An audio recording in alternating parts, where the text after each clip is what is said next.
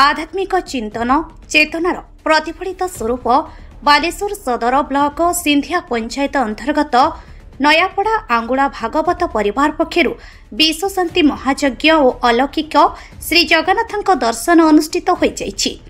तृतीय वर्ष में पदार्पण करिथिबा एही यज्ञ उत्सव 8 दिन धरी चलिबा सहित समापन हो जाइछि। एही अवसर में साधु मानकर मिलन यज्ञ द्वारा अंचल में आध्यात्मिक परिवेश सृष्टि होइथिला। एथिसह सहस्राधिक भक्त और श्रद्धालुओं पाई प्रसाद सेवन व्यवस्था करा जाइथिला। एही अवसर में स्वामी मुकुंद कृष्ण महाराजों द्वारा विलक्षण प्रवचन परिवेशित होइथिला। कार्यक्रम में भागवत परिवार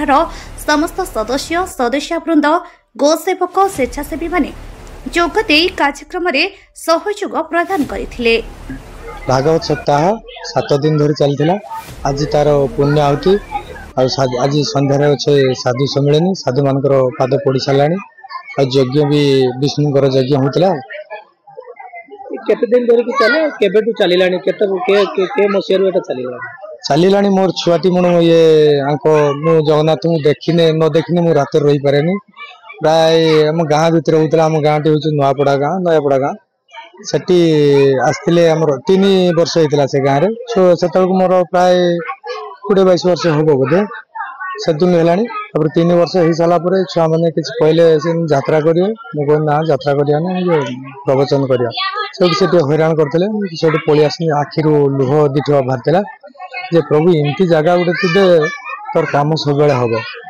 से 2 वर्ष पर ये जगह देखुं ये जगहटा 21,000 टकर जगह मत जचेक देले भितर गोटे घर तैयारी से मुझे प्रवचन टे करवा मु यूट्यूब देखिकी प्रवचन आरंभ करा मोर मूल्य मुझे पक्का कम करे से 400 भितर मजूरी थी प्राय 7-8 वर्ष तले से जो मु हिसाब करे जे एते पैसा आनिबा कोठू खर्च होबो मो तो मूल्यटा एते छुआ गुडा रहले 3 सेठू मु आउ विश्वास करथुनी जे एमती हम देखिए थरे कहनी फिर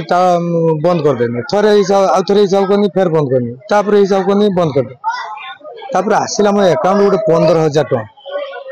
15,000 टका आसला। तापर 15,000 टका जो आसला से पैसा को मु चूर उठे खर्च करदेनी सांगसाथी पचारनी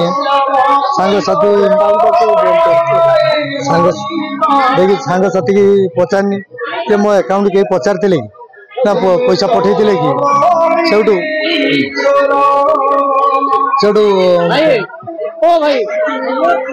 15,000 टका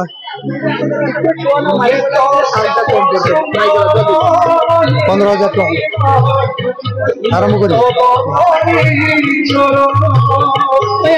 कौन आपण समाज को कौन कार्यक्रम माध्यम जनसेवा को बार्ता देनी जे समस्ते जो लाइन जाऊ फेरी आसिकी यही जगन्नाथ शरणपन्न हुंतु कारण जगतर नाथ केवल सत्य ही सही सत्य आई जे दुनिया देखते सबू मिथ्या से दुनिया को बार्ता दिज्वे आपण मैंने समस्ते घूरी आसतु ये जगन्नाथ पाखक। बर्तमान समय आम देखा पाऊँ विशेषकर लोक आध्यात्मिक मार्ग प्रति जदि भी अच्छा कि जो मैंने युव गोष्ठी विभिन्न वर्गर प्रधान लोक मैंने आध्यात्मिक प्रति आकृष्ट होना तो एभली कार्यक्रम द्वारा आप कौन भावुं आगामी दिन में जो युव गोष्ठी अन्य जो लोक अच्छे आध्यात्मिक मार्ग प्रति आगमन हे